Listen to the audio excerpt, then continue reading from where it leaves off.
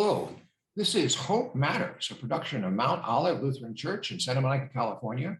I'm Pastor Eric Shafer, the senior pastor here at Mount Olive, and we're so pleased that you've joined us this week as we speak with interesting people from around the community, around the nation, even around the world about the theme of hope. Today, my guest is Dr. Heidi Campbell, who is professor of communications at Texas A&M University and an expert in the whole area of digital religion and communication. Dr. Campbell, thank you for joining us today. Thank you for having me. Tell our viewers a little bit about your teaching and your field of expertise and what you do at Texas A&M. So I teach in digital media studies, and so looking at the impact of digital technologies on society. And my area of research focuses on the intersection of religion, media, and digital cultures. And so for 25 years, I've been studying how especially religious communities, Christian, Muslim, and Jewish groups use digital technologies and the kind of strategies they use to kind of decide what aspects of the media they'll appropriate or change or have to kind of push against in light of their kind of beliefs and their moral community. So I've studied anything from Islamic video games and how Muslims have created video games to kind of promote for religious education and accurate identity narratives, to looking at how blogs have been used by people to gain religious authority when they didn't maybe have the official position or training. And my most recent research is looking at internet memes and the messages they tell us about different religious groups, and how we can turn those mean memes about religion into caring conversations. Wonderful. Well, oh, gee, there was lots of directions we could go with this interview. Well, so here's one. You've researched this area a lot. You've done a lot of work, you research, you write a lot of writing. What are a couple of things that have surprised you along the way as you looked into digital religion? Well, obviously in this current moment, 25 years ago when I talked about the whole idea of people doing Christian community online or church online, this was quite a radical idea. And over the last 20 years, we've seen lots of different interesting experiments with people trying to use digital technology in their churches, in parachurch organizations and whatnot. But I, like many people in March, April 2020, I was fascinated to see a lot of churches and religious leaders and pastors who had been resistant or maybe negative about my research or negative about the whole idea of doing church online, changing their tune within 3 or 4 weeks when the pandemic forced them to say, hey, we can't meet in a face-to-face way. What are our options? And for many, the only option was using digital media and technology in some specific way. So we've seen a huge kind of learning curve and growth curve for churches using technology, and a real kind of shift from seeing technology as always negative. Technology can be used or cultured in creative ways to help Christian ministries and churches. It doesn't mean there isn't always some downsides, but there's been a much more positive uptake and approach as pastors were forced to go online. That's very true. I think the number in the Lutheran Church and the ELCA was like 90% congregations at least tried to do something online. And that's pretty amazing considering how many you think were doing it before that? 5%? It was not many probably. Yeah.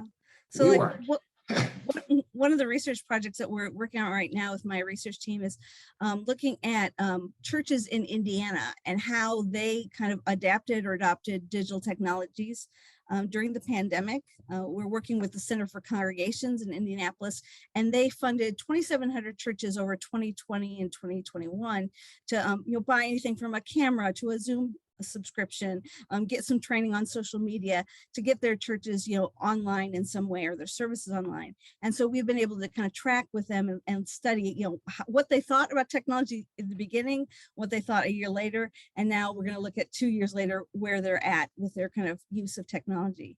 And an interesting thing is, of all those churches, a third of them said that, hey, we're just doing this because we have to right now.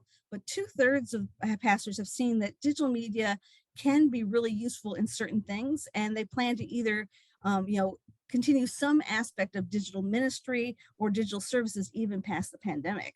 So that's a huge shift. I would guess that it would have been the opposite direction, or even less people that would have been interested in digital media 3-4 years ago. That's interesting. Well, as I told you before we started, in our congregation, we are not stopping it. We are continuing and finding that we're touching even more people that way. So it's something I don't think we can stop it. My personal prejudice is that a 21st century congregation has to have a robust online presence. Yeah, I would agree. And I think a lot of pastors, though they've been really kind of, maybe it's been a tough learning curve and overwhelmed because not a lot of pastors have, a tech background or experience with the internet unless it's a personal passion of theirs. So, it was a struggle for many churches. They didn't have recording equipment, didn't even maybe even have social media accounts up and running. But I think that a lot of them have, but once they've been able to get through that learning curve, have seen that, hey, we can reach out to people that we thought we were disconnected from, but now we're able to reconnect with them in these new ways during the pandemic. And that it actually can actually bring the community closer together rather than just be kind of seen as a distraction. The idea that being face to face is the only way to worship, that we could actually have mediated worship and it be authentic. And I think that there's been some great surprises for people. I think we have to define what it means to be a congregation, don't we? Redefine it. Our council president lives in Ohio. One of my regular online worship couples that participate and help with the service lives in Texas. And they both moved during COVID. So there we have it. It's really interesting. Yeah. Where do you, as you look at one of the issues of controversy, at least in the Lutheran Church, has been digital sacraments, especially digital communion. Have you done any research into that whole area? Well, I've looked at it, the debate about how do you do communion in a mediated way. This has been a debate that's going on, since the 1990s. Actually, the Episcopal Church live cast one of the bishops being installed at National Cathedral, and the person who led the service encouraged people to get bread and wine. This was 1996, and follow along and take communion during the service. And that was kind of the first moment where this whole controversy of can we do mediated communion. Basically, what I found is that it depends on a group's theology.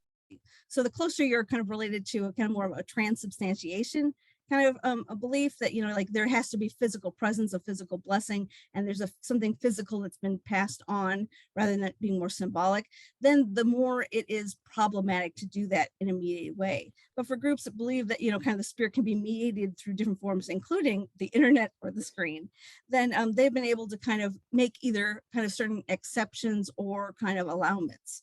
I know the pandemic's brought out many creative ways of where they're, like in the Catholic Church, where they would describe it as spiritual communion, and the priest would take the communion for other people, as a symbolic act. And of course, people didn't feel that was as a, as a personal, as an intimate kind of experience, but theologically, it was more aligned with what they do. And so I know that, like that's kind of, where I've always found that churches, kind of their history and their tradition and theology really will dictate how they use media and to the extent to which they feel they can innovate different practices with media. That's great. Well, as you know, the Lutherans in their typical middle of the road stance believe in consubstantiation. And for the benefit of our viewers, transubstantiation is the Roman Catholic view, which means that at some point in the service, the bread and the wine actually become the body and blood of Jesus. And consubstantiation, the Lutheran view and many other denominations' views, is that God, Jesus is really present in, with, and under, we say, the sacraments, which gives us a little more leeway theologically on digital communion. And I did it somewhat reluctantly. It was very meaningful to the people that participated, I have to say. And I think all those times that we can connect with those kind of traditional rituals, even if we have to kind of modify them or the practice, has been so important during the pandemic, which has just been characterized by a lot of anxiety and fear and loneliness. People are just craving that kind of connection. And I think, whether it's how we present the act of communion or just offering those options is really important for people of faith. I think that's right. It was all about connection. So if you were advising a congregation that was just getting started in digital communication, what would you advise them to start with? How would you advise them to begin? Well, I mean, I think, like, I think a lot of pastors, especially during the pandemic, it's the first thing is like, okay, I need to find about the different social media platforms, what equipment I need to buy, and then what is the best, use of our resources. But I ask, when I do work with congregations, I ask them to start with, okay, what is your mission? And then, okay, how does that mission translate into the culture we live in now, and especially digital technology? What about your mission would be very easy for you to translate or transform online? And what might be more difficult? And then based on that, then you can make a decision of like, okay, would it be best for us to webcast our service or live stream it?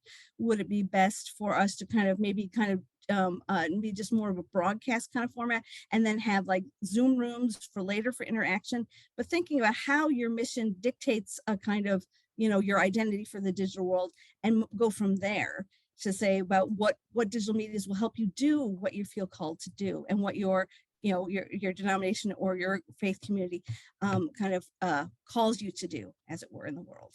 Right, makes a lot of sense. It's not about the hardware, it's about the mission. For sure.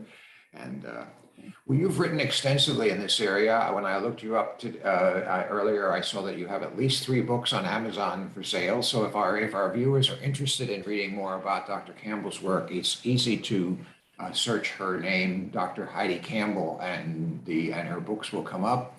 The latest one that I saw was Digital Religion: Understanding Religious Practice in a Mass Media World, and in the new media world. And Yes. are you working on a new one right now at all? Yeah, well, I have actually a book called Ecclesiology for a Digital Church. It's a edited collection. It's coming out with a colleague of mine, John Dyer from Baptist Theology, the Dallas Theological Seminary.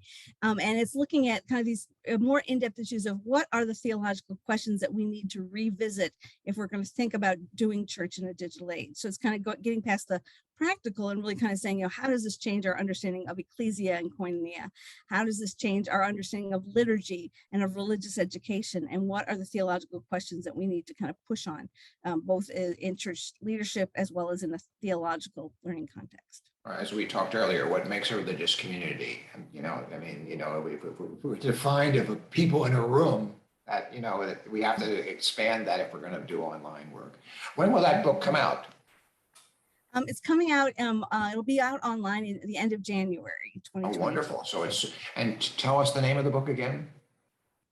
Ecclesiology for a Digital Church. Wonderful. Well, we could talk a lot. We have so many common interests. We could talk a lot, but since we try to keep our YouTube interviews short, so Dr. Campbell, where do you find hope in your life and work as a person? Well, one of the things, especially studying the internet, there's lots of wonderful things out there, but there's also a lot of kind of sad and a lot of people use the internet for arguing and disinformation. And so 3 years ago, I started this little project called the Create Kindness Initiative, just saying, how could I use digital technology for positive? And so with kind of my students, we've been using it to do things like, how can we spread kindness through different campaigns or events that we run online? How can we, encourage people to kind of care for the other, especially the other you don't know? It's easy to do acts of kindness to people who's your neighbor or someone you see on a daily basis. But what about that person that, just walked by your house, a couple times a week? And so, I find, a hope through doing acts of kindness, whether it's running a micro food pantry out of our front yard, or encouraging my students to do random acts of kindness as part of their assignments in my class, to show them that you can use media for good in a world where it's often used for negative things. Wonderful. That's great. Thank you very much. We appreciate you being with us. This has been Hope Matters, a production of Mount Olive Lutheran Church here in Santa Monica, California. I'm Pastor Eric Shafer, the senior pastor. Our guest today has been Dr. Heidi Campbell, who's professor of communications at Texas A&M University. Thank you, Dr. Campbell, for being with us, and we should do this again sometime. I think we have lots more to talk about. Thank you so much for having me. You're welcome. This has been Hope Matters. Mount Olive believes that hope matters because we believe in a God of hope. Tune in again next week for another production. Thank you.